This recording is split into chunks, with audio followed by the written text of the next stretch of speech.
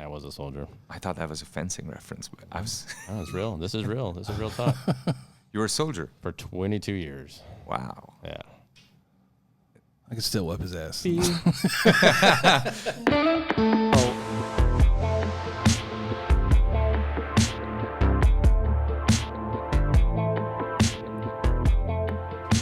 David Parrish, it is our last episode, and we are going out with a bang. David went on a mission. We found where the AI lives. Downstairs. We have kidnapped the AI, and we are going to have a podcast with AI. And it turns out that AI is that what we're doing? Is that how AI works? It turns out that AI's got a human face. Oh, we are welcomed by Anand Rhathi from Algomage. Did I say that right? Absolutely. Oh, finally. Well finally done. at the last episode, I get something right. For a space home run. David, what do I win? You win a trip to no more podcasts after this. All right. So I have to ask before we get into this. Are you real? Are you AI? Are you a person? No, it's just a synthetic hologram A you're meat looking skin. at. He's a computer wearing They a have meat sent the skin. AI to us. Now they're at the conventions.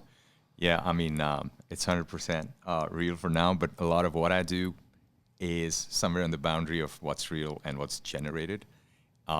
It wasn't the plan always, but here I am talking to two real guys, and I'm 100% real as of now. As Nice. of now. I All like right. how that we get the warning. So you're the founder of a company, a new company, and That's right. you guys deal in the you conjure the AI. You've captured it, wrangled it, and turned it into you domesticated it. Absolutely. What are the words I need to be using? Domesticated was what Domesticated the I'd AI. go with, because I was just looking to conquer that piece out there, but in a very photography perspective, if you would, right? There's so many other applications, but somewhere event photography, portrait photography just seemed to have missed that AI bus for a long time. And I'm talking 2 years ago. So I just decided to get my hands dirty, brush up the old engineering degree, get the dust off, and get down to work. So it took me about 2 years, and here we are. So you started as a photographer. I started as an engineer, right out of college. I grew up in India, attended one of those, if you've ever heard of the stereotypical Indian student journey, you got to beat like 100,000 others to get that one seat. I did that journey. Oh, I've never heard that. So Sarcasm. Sorry. But right out of college, the only thing I took back from engineering was this deep found love for maths and finance. So I was trading futures and options right out of college, and I really loved that. So decided to just go down that rabbit hole, which got me to New York. I spent about a couple of years, attended grad school here in New York, and then out of grad school, I was just your regular corporate treasury guy, 9 to 5, doing the grind, hedging, currencies and Brazilian reals to Aussie dollars, which is as boring as it sounds. And somewhere there was this one, small artist inside that just wanted to create, and all I knew was maths and physics. So the thing that came most naturally to sort of pick up was photography. So I just left my corporate job one day, moved to Bombay, like 20,000 people move every single day, and decided, hey, let me just try this for 1 year. Worst case, if my resume is dented, I'll just go back. If it's dented beyond repair, then I'll figure out another path. And that was my sort of 6-month tryst that was to happen. It's been about 11 years now. So resume is dented beyond repair. But that got me going into photography in a very self-taught manner. I had no background. I had zero knowledge of how this thing works. But I could see the camera as a device. I could see the maths working out. That ISO and shutter and the f-stop triangle, that just came naturally to me from day one. So I still consider myself more of a technical guy than an artist. I mean, there's so many more talented people out there. But when it came to understanding the math of it, it just came in naturally. And that journey sort of got me started on my photography company, which was a mom and pop store, working out of one single bedroom in Bombay. I was a chief everything, right? Chief floor mopper to chief photographer. And my wife was the editor. So we've co-founded that thing together. And we now are a small organization. I'd say we're about 42 people. We shoot weddings. almost 100% of what we do is weddings. And in the last 10 years, we've seen the great Indian wedding circus from the front row seats. So that's been exciting. And about 2 years ago, I just sort of transitioned What's out. the great Indian wedding circus? All right, let me tell us non-wedding shooters and non-Indians what we're dealing with.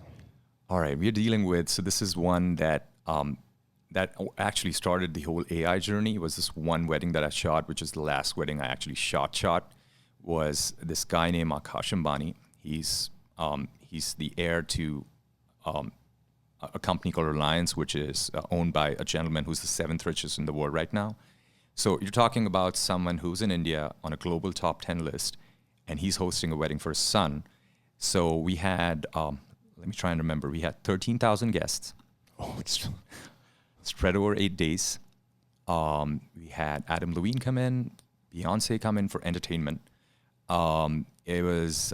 Queen Bee. This was a wedding. This was a wedding. This was... 8 days of wedding. I did one, and it wasn't even a whole day. Like, Yeah. no. I say no. This was like a marathon, man. This is, you show up at like 8 in the morning, and you might be up there till like 4, and you still got 1,000 people hanging out. Yeah. At so many places. I've been to one Indian wedding. It's the best. It was 7 days long. It was 7 days. It was great, yeah. There And you it was split up between Bogota, because it was half Indian, half Colombian. Okay. One of my college best friends is Indian, and it was a culture. Bogota, and it was there was parties every day, and then it was the Indian version was in LA.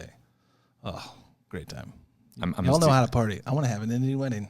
It was way better than our weddings. Yeah, it's a project, man. But it's exciting at the same time. It challenges you as an artist, because you're working with a team of 30 photographers. You're like single-handedly controlling where everyone's gonna be. You got to be very precise with your movement. So you're more of a producer at that point than you are a photographer. Yeah, so here's one of the briefs that came from the client that, listen, on the wedding day when the ceremony's happening, we got to be having like VIP guests. We got to be having the sheikhs flown in and the sultan of somewhere. So we don't want the photographers to be moving around, but we still want these moments to be captured well. How do you do that? So, okay, where's the ceremony happening? It's here. How far is everybody seated? It's about 100 yards. So how are you going to do that? So we were shooting on 600 f2 with a teleconverter. Jeez. Right? And that also wasn't enough. But then again, your whole perception of an Indian wedding changes, because most people would think Indian weddings are mostly chaotic and it's all over the place, which is fun. But this takes the whole, experience or the whole production into the next level. I was shooting, but we got all our walkie-talkies, so we're communicating. We know exactly what's happening when. So it was fun. It was like shooting a Netflix docu, if you would. But the curveball happened a week post the wedding. This guy calls me up, and you're talking to like the world's something Richie guy, right? And he calls me up and gives me one-line message. Could you make sure all the guests at the wedding, 13,000 of them, get their images individually? I don't want a big link going out. I don't want people to be going through 30,000 images. I'm not going to be doing this whole sorting activity of, David was here, and so let me pick 5 of David and send him over on whatever Gmail we transfer. It's like, hold on. Are you telling me I'm supposed to go find each individual person right across in how many images? Like 30,000. Find a way to tag them. Yeah. And this is 300,000 RAWs, which we boiled down to 30,000 edits. And we just got to make 30,000 edits? Yeah. How many shooters are there? 30. 30.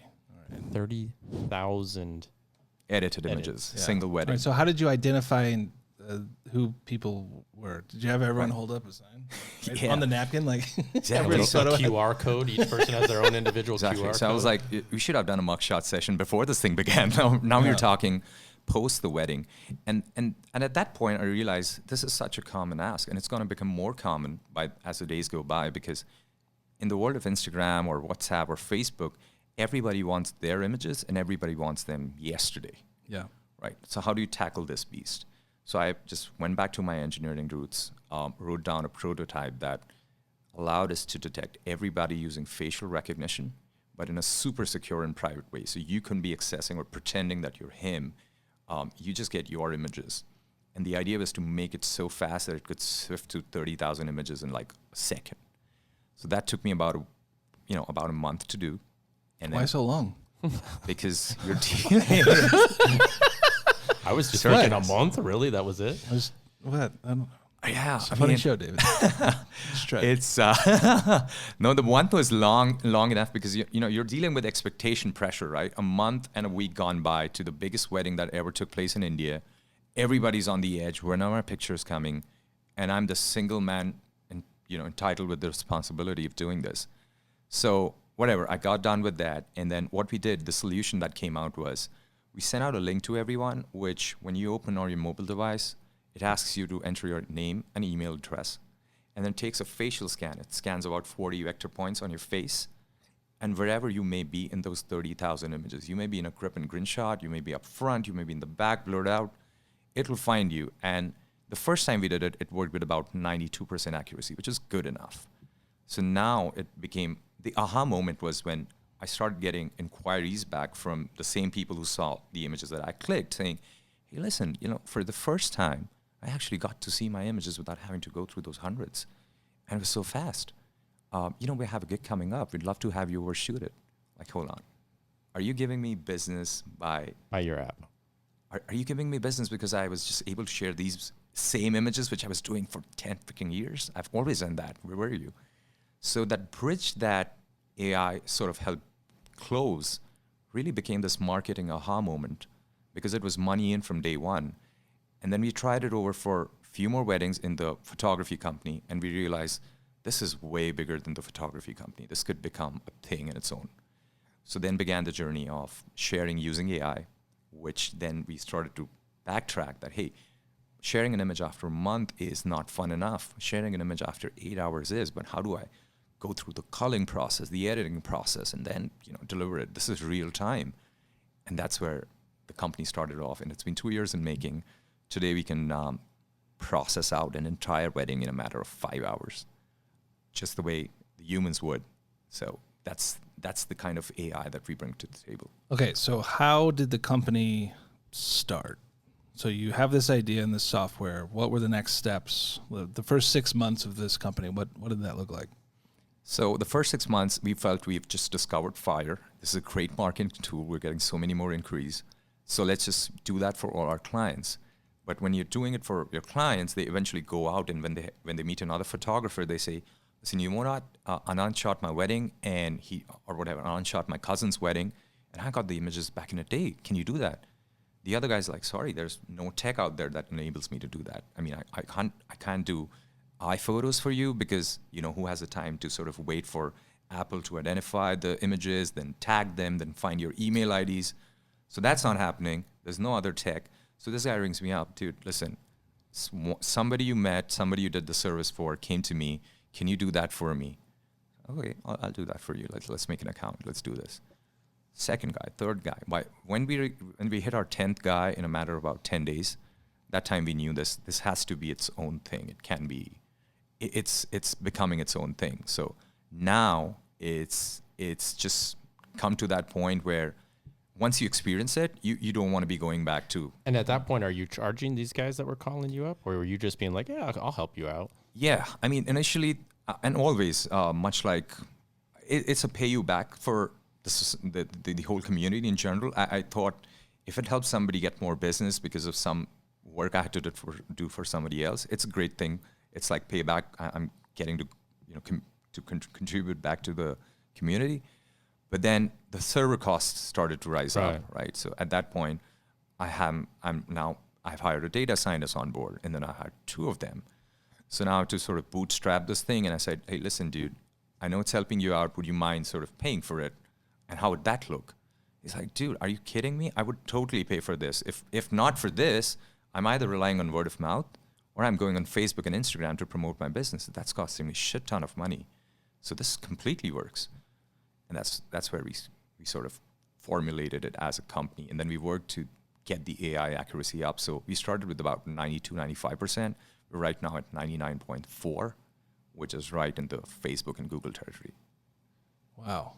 So I took a demo of this. I took a ride with it. And some of the things, I mean, the app thing was pretty impressive to be able to just, hey, I just took your photos. I, opened up the link I was sent. It scanned my face and then it found my photos. But, there was only 3 back-to-back photos. What I loved about it is this culling process that it does automatically for you. So it basically it seemed like, and correct me if I'm wrong, it would go through all the images. Yeah.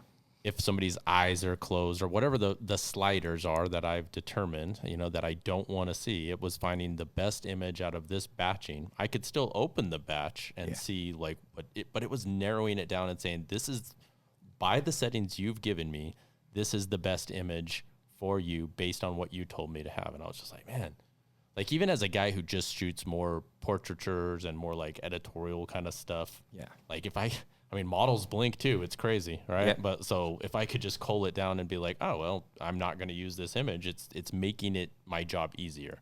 So what I love about this story so far, and I didn't get to hear this story before, is problem exists. You just happen to be a former engineer in it, but like problem exists as a photographer, and you figured out how to use AI to solve it.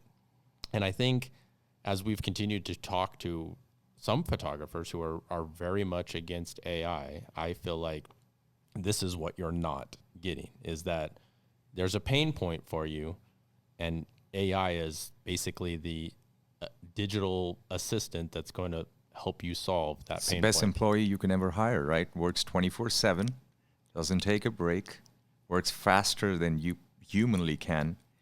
And at some point, it's actually helping you either getting your time back, getting that client experience game way higher, or in the case of the sharing product, helping you monetize on the images which would have never reached the attendees. So it's business in, time saved from day one. That was the whole save time, grow business. That's literally our tagline for the business.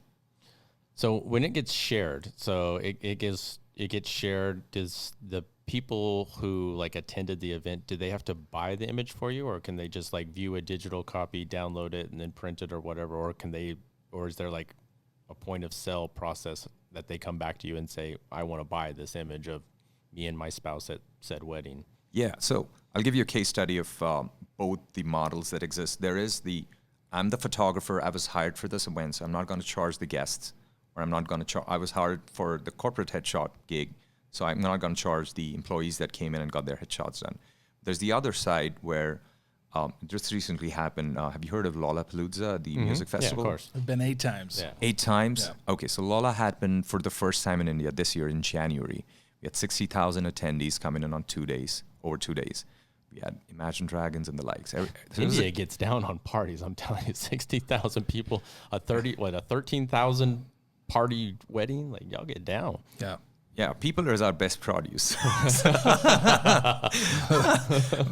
So people's never a problem. But the thing was, as a concert attendee, if you're going to whatever concert you're going for, you're getting clicked by a ton of professional photographers. I mean, there are marketing agencies out there doing that job already for you. You want to be posting that content on Instagram right now. Like, you literally entered from the turnstile at 4 p.m.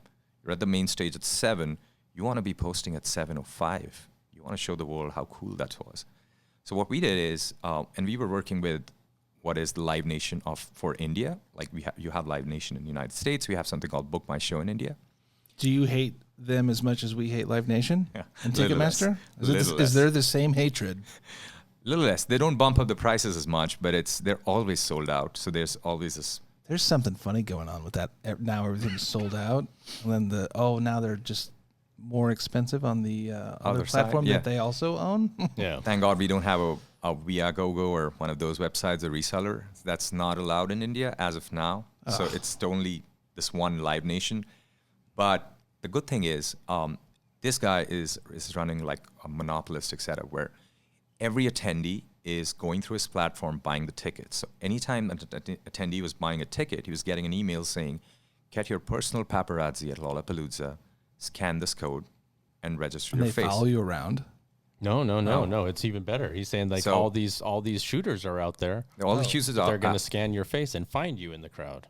So you get your face scanned and you haven't showed up at the concert yet, right? So it says thank you so much. Make sure to get clicked a lot, and we'll make sure you get your images or memories from Lollapalooza. So you show up at the concert, there are cool installations, there's so many artwork around to get clicked at, photographers everywhere generally, right? So photographer clicks you, say he clicks 5 images, you blinked in 2, doesn't matter. From the camera, via an FTP server, those images hit our servers. The AI selects the best one out, weeds out not the nice ones, applies an edit on them just like we as humans would. So there's zero tech involved, like no tech is sitting on ground for this. It's all happening on cloud. And then the image finally hits our sharing server. So you could be, you got shot at 4 o'clock, 4:05, you get a message on your phone saying, hey, we found a few images of you. Would you like to check them out? There you are, like 5 minutes from getting clicked to getting delivered in a concert that has like 60,000 people. Of course, it comes with a Disneyland-style watermark, so you can pay to remove that. And people were just paying by the dozens because everyone wants that. They want to share instantly. Exactly, the now experience. Where do the photos that don't make the cut go to live? They just don't end up getting used. That's it. They get stored but not used. Do you delete them? We are GDPR compliant, so we're actually holding no data on our servers. We're not holding your facial data on our servers. We're not selling the data to someone else. I mean, just as we went further into the process of developing the AI, we realized there are a lot of red tapes that you want to avoid. You don't want to be storing facial data. Yeah. That's a big no. Your servers have to be super secure. You have to have liveness detection to make sure someone's not pretending to be some other person and getting access to data. So that's what took us most time, really, to get that right. And now we are serving from elite weddings to concerts. Their use cases is all. Do you have nightmares or lose sleep over like, oh, what if it starts deleting all the good photos? And you're like you wake up in a cold sweat. You're like, oh, the good photos were deleted. Right. Yeah. I mean, I had that once, happen? and then I had to code down things that prevented it from happening. But the good thing, and David here saw the workflow, is it's completely non-destructive, which means we're not actually deleting any photo. We're giving the photographer every opportunity to come back, see what the AI has done. And if in case the photographer actually says, you know what, I know you said this image is not as good, but I think otherwise, so I'm going to uprate it, right? I'm going to make it from 3-star to a 5-star. So what the AI does at that point is it takes that set of images, takes it back to our server, analyzes them, and understand why David made that decision. So the next time around you come back, the AI just becomes smarter. Right, it's machine learning. Exactly, it's machine learning. So the AI just gets better the more it gets used. So there's the culling. You got algo cull. Then I see algo edit. And then you've got algo share. How are you? What's the sharing part? Are you letting like the people that get them edit? No, that's the link. So like that's the one. The link to scan your face and get your photos. No, but are there bells and whistles to the share? Like what else is there? Oh, like can the consumer put on a different filter, let's say? Yeah, I mean, they're going to be doing that on Instagram anyways. So no matter how much you edit, they're going to... They download and then they do whatever. So the person that gets the images, no matter how they're getting it, do they have any options for like editing or just download and that's it? Just download for now, but eventually the long-term vision is, remember, we are also collecting edit information from professional photographers. So David here is an expert in portraiture, right? I'm a guy sitting halfway across the world somewhere in Ukraine. I mean, somewhere in... You could be in Ukraine. They're tight as shit. I used to live in that area of the world. Those dudes are badass. Shout out to Ukraine. You guys are... Shout out to Ukraine. You guys are holding on well. Yeah, keep it going. I'm very pro Ukraine. So say I'm sitting somewhere in Ukraine, right? I'm in Kiev, and I'm just starting out. I have no idea how Lightroom works. I have no idea on how to edit my image to make them look like David's. But here's the catch. David's already on the platform. His intelligence, quote unquote, is being stored as an encrypted model. So for a little extra, you can actually select a filter that says David's night style edit, right? And now you could throw in your images and it'll edit them as if David was editing. Wait, them. do I get credit for that as a user? Absolutely. You get a commission on the extra talk that about they pay. David's night style edit. What's this like? I don't know. What's your We're about night to style edit like? Hey, it's nighttime right now. We're about to go find out. Are there really cool blues in the shadows and There's things that we red can't even tones, talk a lot about. of velvet, I call it the Vegas underbelly. overgrained? Yeah. Every A lot image of comes with the grain. background music. So that's even cooler. So you basically, as a content creator, you've built in a marketplace type setting. So I could basically sell my style profile for other people and get a kickback. Exactly. And that I predicted it on the last podcast. Exactly. Like Look we at actually just talked about this Don't leave like me 5 hanging. seconds ago. Don't leave me hanging. Yeah. With Sanjay, we were talking and we Love were it when I'm theorizing this. right. We were like, I mean, what would think happen? about having the ability, not just the flexibility, the ability to edit like Sanjay, who's a seasoned professional, but you're just starting out. Would you pay a little extra for that? Sure, get me going. And the consumer version now becomes, what's the biggest problem today with the consumers? They shoot too much because memory is cheap and the phone clicks real fast. And then they never get back to selecting or editing them because that's too much of a task. Yeah. The long-term vision on the consumer side is to have a mobile version of the app residing and doing the same thing. So you come back from your Hawaii holiday, you click 200 pictures, you have 0 time to go over them. Just press a button, the AI selects the best ones. Now you put Sanjay's style of edit on that. So now you're editing from your phone, Sanjay style. So Sanjay style. That's got a nice ring to Yeah, it. yeah, The does. Sanjay sauce. And when you click that, you automatically get a sports coat, a nice Sign watch, me up. I nice am that on board. hairdo. You get your beard gets trimmed perfectly. I think your he's eyebrows AI. are plucked. I think he's AI. Yeah, like that would be so cool though. You just push the Sanjay style and just poof, you get a makeover. Yeah. Can't wait for a trip next week. I know. So I mean, we've been embracing the AI movement, and yeah, you guys been killing it. well, I mean, like I think we're not creating it, we're using it, and I think, I mean, we've seen a lot of pushback from the photography community already, in saying like, oh, AI is stealing jobs, AI is going to take away like a lot of fear mongering. So what do you say to photographers as a photographer when they start saying AI is the devil?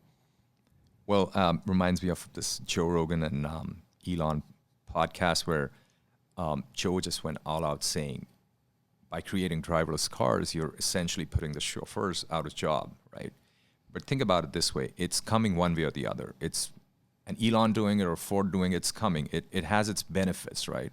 And the benefits start to far outweigh the loss that it might be making to selected few. And that's the same thing. It's going to happen with photography. It's going to happen with art in so many forms. Our idea is not to take away human jobs, but to actually give them their time back so that they could be doing something that's above the current pay scale, right? You're enabling a community to rise up from doing mundane, repetitive jobs.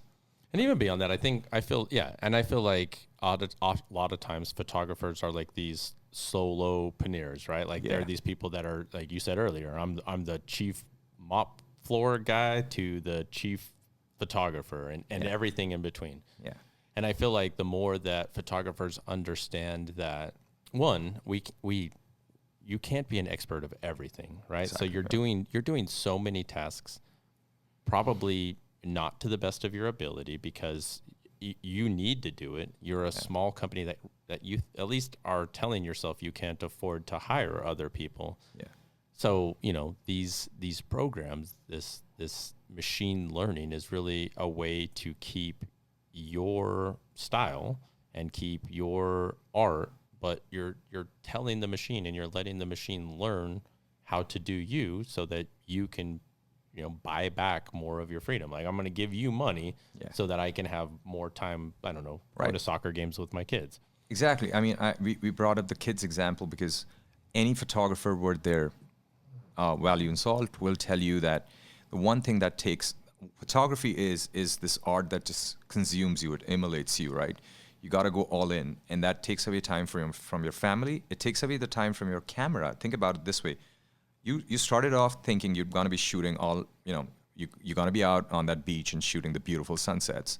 Here you are spending the time in front of your computer. So why is that disconnect happening? And then that eventually might lead to more issues. You hit that curve, right? We all know that curve where you think you're having the time of your life, and at some point you feel like you're in the worst profession ever, and you're better off doing something else. It's just taking too much of your time. That's what we're giving back. Right. So in 5 years, where is this company going to be, and what are you going to do to beat out the competition, which there's going to be a lot. So how are you going to be there in 5 years? Well, in 5 years, I truly believe that the photography community deserves a lot more value for everything that they do, the time they put in, the skills they carry. We're out there creating lifelong memories for people, be it portraiture, be it weddings, be it events of any kind. So we need to really up our game to meet the client expectations, to really get that, to command that value, right? You could be smart, somebody like Sanjay, right? Genius marketing guy, right? But not everybody gets to get there, right? So you got to enable people to reach the pinnacle of their career very quickly without having to do the grind. And that's what we're out there to enable. But in terms of the long-term vision, I see this becoming a tool that bridges the gap between what is and what can be in terms of photography, right?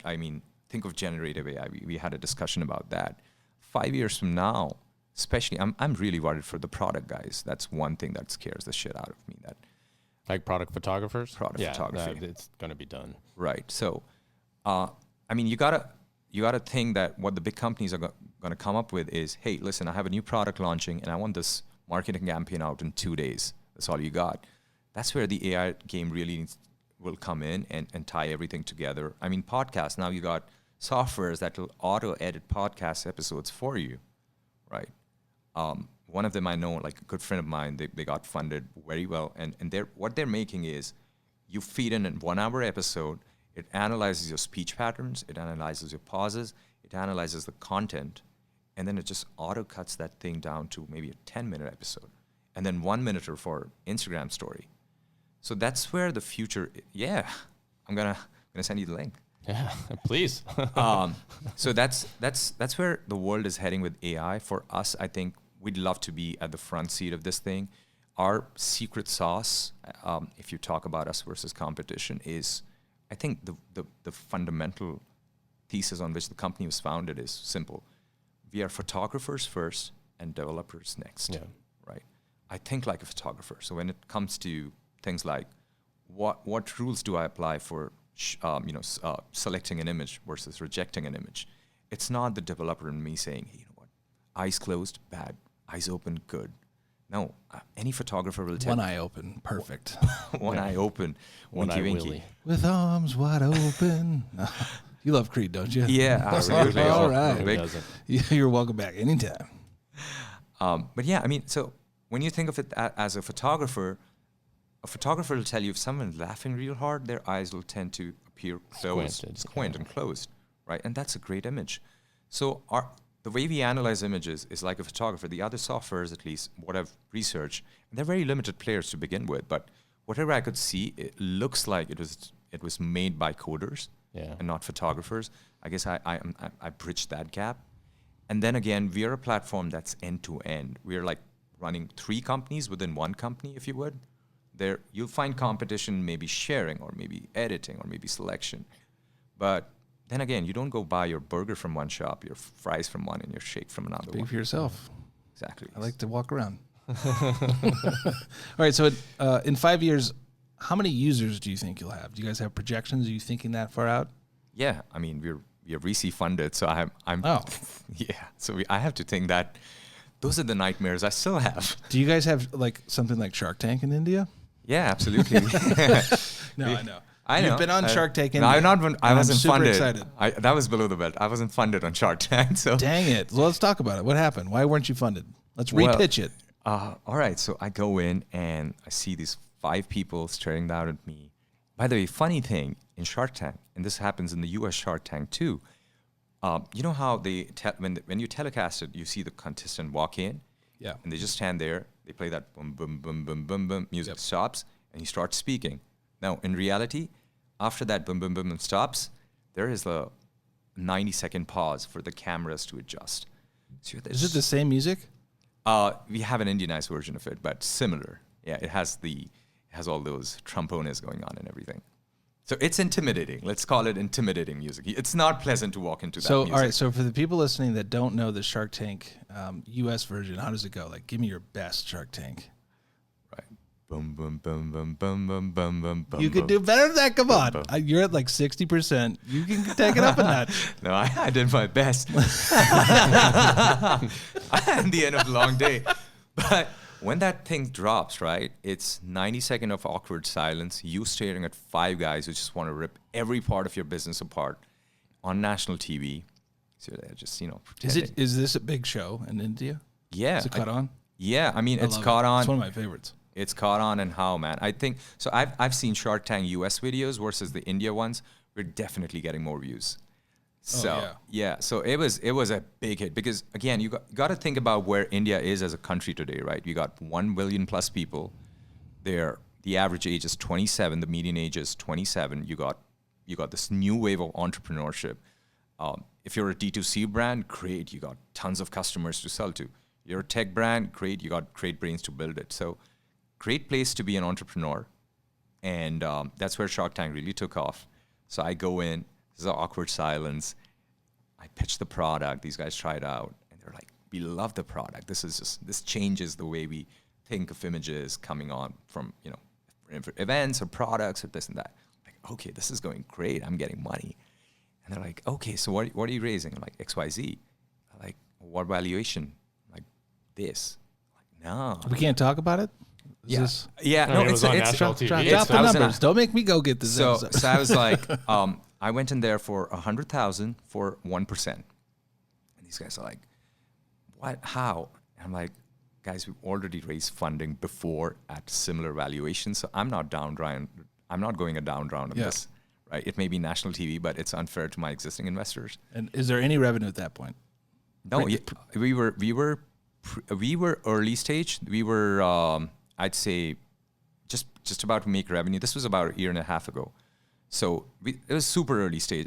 In VC world, this will be called seed or pre-seed funding, right? But our VCs saw through the potential, and they funded us the right amount at the right valuation. Again, I left a photography business, a well-running photography company of 40-odd people, and put my chips here because I totally see this going. So that's where the VCs, I guess, get convinced too. And the sharks wanted a very sharky deal. And that's where the valuation. Was it a Kevin O'Leary deal? Or was it a royalty deal? It was, wasn't it? I pitched them a Kevin O'Leary deal, but they tried to Kevin O'Leary somewhere else? Yeah, I tried the whole. I'm gonna give you half of it in debt and half of it in this because I'm Mr. Wonderful.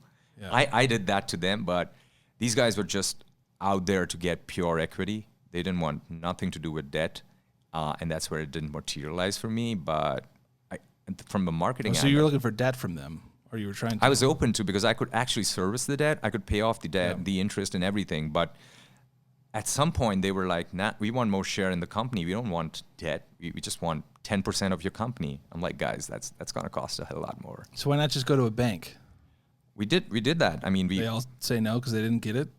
I mean, we're already VC funded, right? So the way the cap table, the capital table works out is, once you have some top VCs on your cap table, you want the next best. You want the Sequoias of the world coming in, right? That's where we're heading. So if you ask me 5 years down the line, that's where I think our story lies, that we get the funding that's required to break into the Adobe territory, right? That's what Figma did too, right? If you think about it. Yeah. Right. And they got acquired for what, 20 billion? Yeah. So in 5 years, you've already sold for 20 bill and you're sitting on a beach someplace. Yeah. Sipping Mai Tais and you're done. That would be the dream, but I'm not giving up on. That's where I'd be going. Yeah. I mean, that's where companies in tech startup, in deep learning for that matter, most companies get absorbed by bigger fish, but that's completely okay so long as you get paid. So long as you get paid, and so long as they don't actually sack your company and just scrap the product. Oh, so you wouldn't be okay with that, even if you make money, you don't want to lose the product. No, you don't want it, because for somebody who's literally mopped the office floor and sees that happening to other photographers who are just starting out, the vision, the aim is clear. What drives me is empowering a community that deserves more recognition, more money for the amount of work that we put in. I mean, we are like military guys, right? Think about it. We are away from our family half the year. Uniforms then? Yes. Matching uniforms? uniform? We love matching uniforms. Sorry, can I do that? No? Okay. Maybe not. Level lower. So yeah. That's the wrong kind of salute. We apologize to anybody watching here. For everybody that's watching, that From was Germany? He was not going for the German salute. I think he was going for the the salute. Is this the salute? I was going No, on the no. mic, the wires, this is entangled. They do have the salutes that's not the German salutes where people just do like the. What's the Indian salute? What's the Indian military? The same thing? Same Yeah, thing. it's the same thing. Yeah. So You know where it comes from? I was doing that. My hand got entangled. It was messy. Are there any countries that have a weird salute that's completely different than the normal salute? Like, I want to know what North Korea's look like. They have the hands palms up and Yeah, that looks something like I've seen that in maybe Thailand. I think they do that, and then the Japanese have this. Like that's how you pay respect to someone. Do you know where it all comes from? You know where the salute comes from? it's where everything comes from. Mordor. Right? It was from Tom Cruise? from wearing a helmet with a visor, and you would be raising your eyes to show your opponent, like your eyes. You had to raise the visor. So when you met somebody that you respected, you were lifting up your visor and therefore offering salute. Soldier. That was a soldier. I thought that was a fencing reference, but I was. That was real. This is real. This is real talk. You were a soldier. For 22 years. Wow. Yeah. I could still whip his ass. Be that you can be. David would take me down. Round one. I go down immediately. All right, so you were pitching $10 million company. They wanted a bunch of equity. Yeah. Probably like north of 30%. They would have settled for 10. Okay. I was going for 1 because for me the idea was not to raise the funding from Shark Tank. I was clear the moment I walked down the door, I knew that this is not the place I want to be in. It's very D2C oriented. If you see US Shark Tank as well, it's a lot of consumer products, right? That's where most of their interest is. And this is a deep tech, right? This is like trying to pitch, for the lack of better reference, a ChatGPT to Kevin O'Leary, right? Yeah. That would be a Mark Cuban deal. That would be a Mark Cuban deal, exactly. So unfortunately, we had like 5 Kevin O'Learys. That's Ooh, yuck. Yeah, it was brutal, man. It was Shark Tank in the truest sense. There was no Robert. There was no Mr. Good Guy. Just telling So you needed to be a watch or a wine company. You would have been good. Yeah. So that didn't work out, but the marketing side of it was fantastic. We got like close to about 4 or 5 million views on the pitch that released. That gave us the traction that we needed. Nice. And one of the shark actually approached back. Story for another day. Ooh. The wraparound shark. The tiger shark. Rawr. So, what's next for you guys? Are you waiting on more funding? Are you, developing everything you need to do? Like, what's next? I guess at this point, the idea is to go out, meet as many photographers, understand their pain points and where AI can step in. I sincerely don't want to be making this thing in a silo somewhere, just being. You don't want to become a developer. No, because then you're having that myopic vision where you feel you've created the next best thing, but the reality is far from it, right? If this has to become a CRM solution, if this has to become some version of Studio Ninja going in, because I'm tracking all those leads coming in, and that has to result in some business. I need a CRM. I've got to go build that out, but I got to do it the smarter way, or I got to collab with companies who are doing it already. The future, as I see it, is exactly how Adobe makes it, right? You make one great product, you attract a lot of community to it. The community asks for something that someone's already there out building. You go ahead and acquire them. And you're, again, that one single umbrella that's helping you stay in that ecosystem. The ethos remains the same. So that's where I want to be headed, and we're working towards it, working as hard as we can. That sounds pretty badass. I'm really impressed. Do you want to hang out more often? I think we should. Should we go to India? Let's go to India. We're going next week. Yeah. When is that conference? Are you for real? Like going next week? Kinda. Yeah.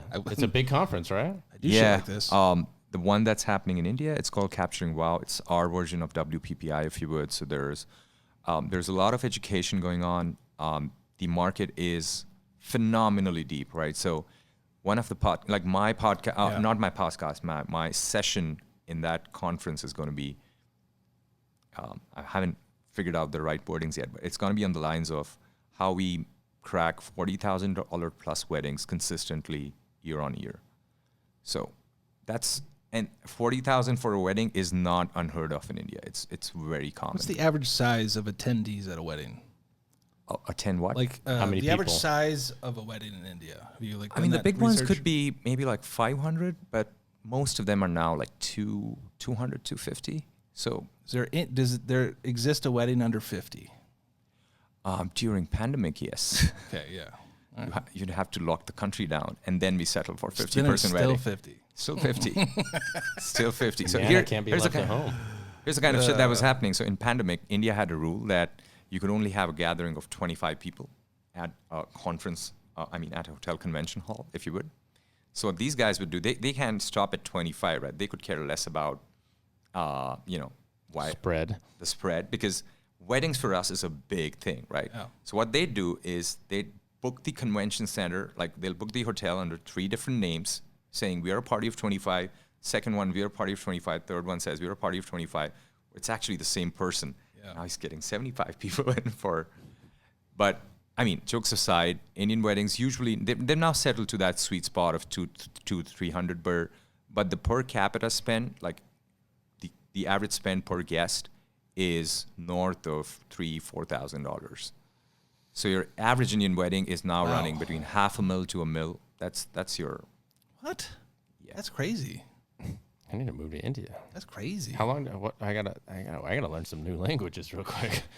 That's all right. We speak English for the people- most yeah. part. I mean, Most they do, people speak yes, English but really like well. I still Better than you. I don't like going to foreign countries and like expecting everybody to speak my language. It's like a thing. You'd be surprised. The only language we resort to when we have communication issues in India is English, because we have 27 national Never languages. mind, I'm good. Yeah. You're Let's go. good. You're go. sorted. I was just trying to be polite, but yeah, screw it. Oh yeah. I mean, you're sorry, because we were a British colony Right, for the right, most part, right? So we got that. Who wasn't? I mean, come on. Right? We've got that daddy behind us. we got- You know, we all- not We had anymore. we had our own version of Boston Tea Party, but those fuckers just ended up drinking the whole tea. So that's why we got stuck with them for a little longer than you guys. Oh, the yeah. British, those silly bastards. Yeah. We've got. I love the kind of banter between us and the British. You know, we just like, gotta fuck the Queen and May she rest in escape peace, from but you fuck guys, you, fuck you the know? Queen. Yeah. Yeah. Freedom. We're basically like cousins, but we don't like your mom. Yeah. Well. Well, man, thank you so much. It was great to meet you. And where can people find more stuff about this technology? Like, where do they go? So we're called Algomage. It's algorithm plus image, so ALGOMAGE. A great guy just told me it could be pilgrimage to your images, so Algomage. Sounds like an awesome dude. I think I must have been incredible. Pilgrimage. Let's go on the pilgrimage. You know, you And never it's know what you're .com? gonna find. Yeah, it's .com. It's life changing. Yeah. Pilgrimage. Have you been on a pilgrimage? Apparently, I need to go to India and have a spiritual rebirth and on a health retreat for. I want to go North India, big time. Yeah, wanna do you a lot find of the best meditation. food there. It's I need amazing. to find. All right. That's the best food, North India. 100%. Oh, all right. 100%. If you have the appetite for spice, if you can handle your Mexican food, you can 100% handle I your live in Indian food. Mexico, so Yep. Yeah, there you go. let's go. I can handle it. Maybe. We should have you guys over for a podcast. 100%. You'd be surprised. I don't know if you tracked that already, but people back in India know you guys. Oh yeah, yeah. You guys So- are in the top 5 of traffic, big time. There you go. Yeah. Shout out. Hey, shout out to all my Indian listeners out there. We love you guys. Love Namaste. everyone. Namaste from Las Vegas. Awesome. Well, thank you so much. I look forward to chatting some more, and hope you have a good event next. What, 2 weeks? 3 weeks. Yes. Next month. The one with Sanjay. What's it called? That's What a called wow. Capturing Wow. Capturing wow. Yeah, that's 2 weeks from now, and then we got like a whole bunch of things going on for the summer. So Well, fuck yeah. All right, David, we're going to India. Let's go. Let's get out of here. We're going to be like the Beatles. We're going to have a whole India era to us. Let's do it. Steve Jobs. Well, that's all for today's podcast. Join us next time for more interesting discussion about the wonderful world of photography and her dark, magical secrets. I'm fascinated with Instagram. It's such a simple construct. Just take a picture and post it on the internet. The other day, I took a picture of my neighbor's pet rabbit. He told me not to post it, but, I did anyway. Wow.